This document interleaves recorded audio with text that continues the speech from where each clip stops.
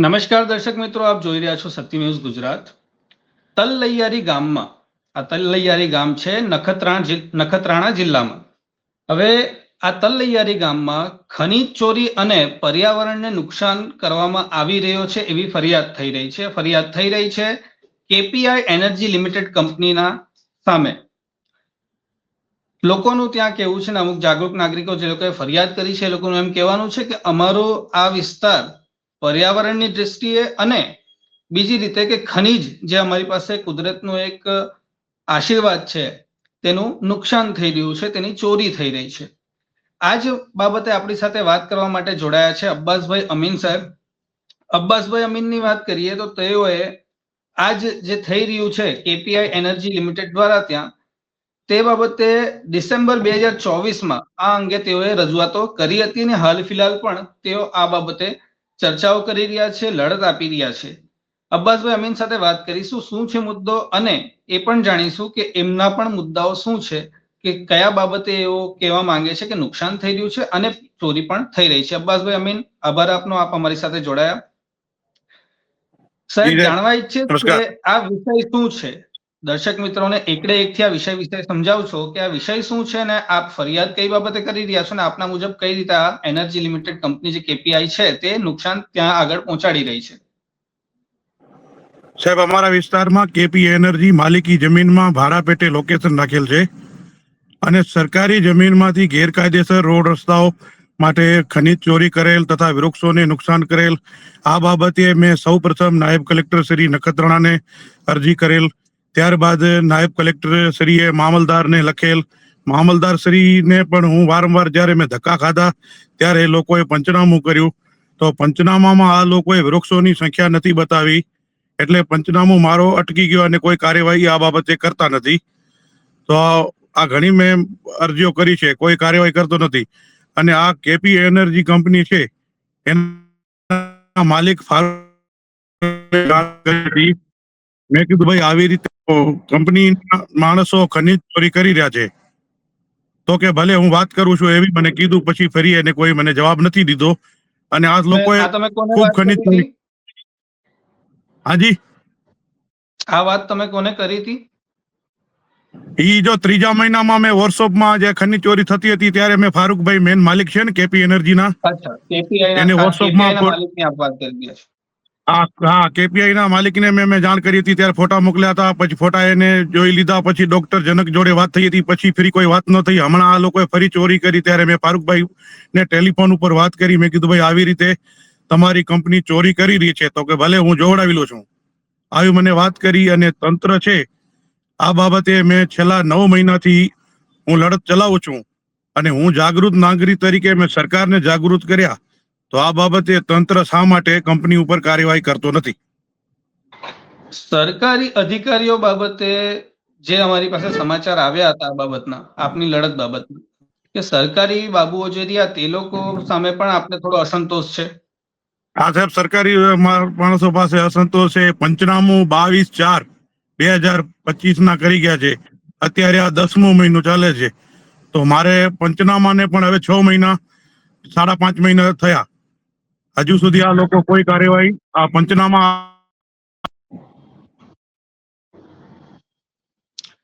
જાણવા ઈચ્છીશ કે આ પ્રોજેક્ટ જે છે તે બેઝિકલી શેનો છે? કેપીઆઈ એનર્જી લિમિટેડ કંપની નામ એટલે કે ઉર્જા પેદા કરવાનું જ કામ કરતું હશે. પવનચક્કી. પવનચક્કી માલિકીની જમીનમાં લગાવે છે અને થાંભલાઓ છે એ સરકારી જમીનમાં લગાવે છે. માલિકીની જમીનમાં લગાવે છે, તો આ માલિકોની પરવાનગી સાથે આ થઈ રહ્યું છે કે પરવાનગી વગર થઈ રહ્યું છે? માલિકોને તો સાહેબ ભાડા પેટે રાખેલા છે, એને ભાડો આપે છે. અને બાકીની જો સરકારી જમીનમાં એ લોકો રસ્તાઓ ગેરકાયદેસર, અને એ રસ્તાઓમાં ખનીજ ચોરી કરી છે, વૃક્ષોને ઘણું, પર્યાવરણને ઘણું નુકસાન આપેલ છે. આ બાબતે મેં તંત્રને વારંવાર રજૂઆત કરી, પછી વારંવાર ધક્કા ખાધા ત્યારે આ લોકોએ પંચનામું કર્યું. પંચનામાને પણ અત્યારે 6 મહિના જેવો સમય હવે થવા આવ્યો. આ 22 તારીખે 6 મહિના થશે, તો હજી આ લોકોએ કોઈ આ બાબતની કાર્યવાહી કરતા નથી. અને કંપનીએ ખનીજ ચોરી લાખોની કરી છે. આ જો આપણે સમજવું હોય ત્યાંના જે લોકલ રહ્યા અને આસપાસના લોકોએ સમજવું હોય કે આ બેઝિકલી એક્ઝેક્ટલી કઈ જગ્યાએ થઈ રહ્યું છે.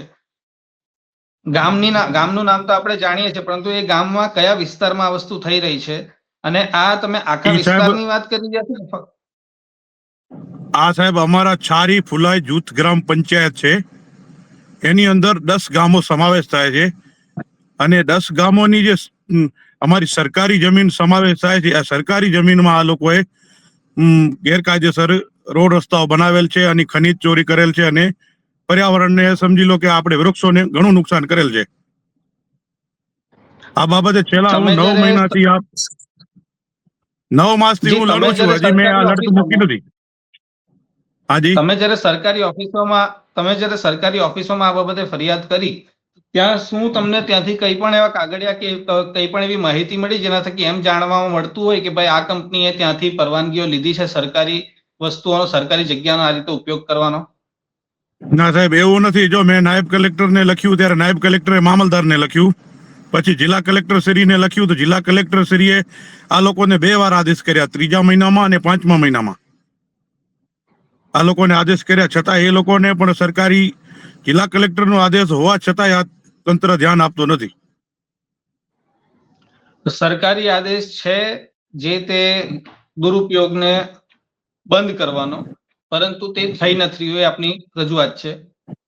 હા સાહેબ, નથી રજૂઆત, આ છે આપણી રજૂઆત. એ લોકો ધ્યાન નથી આપતા. જો જિલ્લા કલેક્ટર સાહેબ કરીનું આ લોકોને આદેશ હોય પણ અમલ કેમ નથી કરતા? અમારા અરજદારોને વારંવાર ધક્કા ખાવા, અમારે સરકારી અધિકારીઓને કેવું એટલો તો સરકારી અધિકારીઓને પણ ધ્યાન તો રાખવું પડે કે જાગૃત નાગરિકો અમને જાગૃત કરે છે તો અમે પણ થોડું ધ્યાન આપીએ.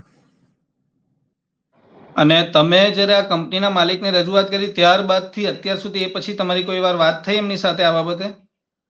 ના સાહેબ, કોઈ વાત ન થઈ. આ કંપનીના માલિકને મેં જાણ કરી, તે છતાંય પણ બીજા દિવસે ચોરી ચાલુ થતી હતી. એના ફોટા મારી પાસે મેં તમને મોકલ્યા છે.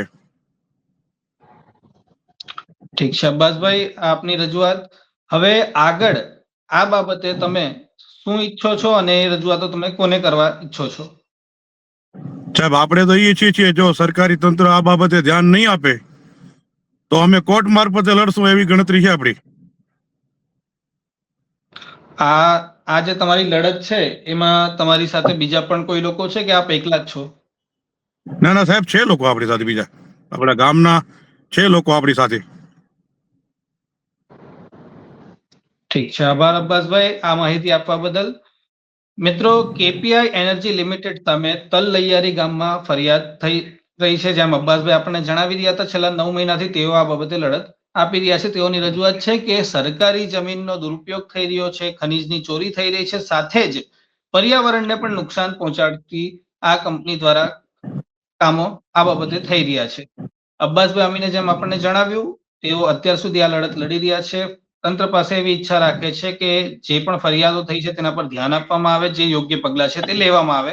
સાથે તેઓ એમ પણ જણાવી રહ્યા છે કે આ લડત તેઓ આગળ પણ ચાલુ રાખશે. ગામના પણ અમુક લોકોની તેમને મદદ મળી રહી છે. અબ્બાસભાઈ, આ સિવાય આપ દર્શક મિત્રોને બીજું કંઈ કહેવા ઈચ્છો છો, કંઈ જણાવવા બાબત ઈચ્છો છો આ બાબતે?